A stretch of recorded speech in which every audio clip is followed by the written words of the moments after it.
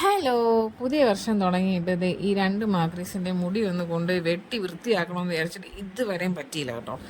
എങ്കിൽ പിന്നെ അത് ഇന്ന് സാധിച്ചേക്കാന്ന് കരുതി നൈനുവിനെ നിഹനെ റെഡിയാക്കി നിർത്തിയിട്ടുണ്ട്. അതേ നിഹമ്മോളുടെ മുടി കണ്ടില്ലേ, കണ്ണിലാണ് കിടക്കുന്നത്. ആള് മുടി വെട്ടി വെച്ച് കൊടുത്താൽ അവൾ 5 മിനിറ്റ് കഴിയുമ്പോഴത്തേക്ക് അഴിച്ച് കളയും കേട്ടോ. അപ്പം നൈനുവിൻ്റെ ഹെയർ ഒന്ന് ലെങ്ത്ത് കുറയ്ക്കണം.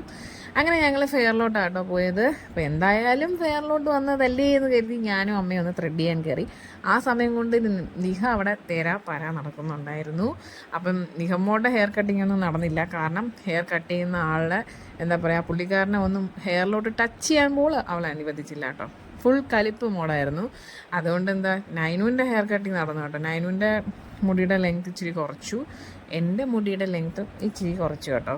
അപ്പോൾ അതൊക്കെ ചെയ്തതിന് ശേഷം ഞങ്ങൾ വീട്ടിൽ പോയിട്ട് പ്രത്യേകിച്ച് പരിപാടിയൊന്നും ഇല്ലാത്തത് കൊണ്ട് ശംഖുമുഖത്തോട്ടൊന്ന് കയറി.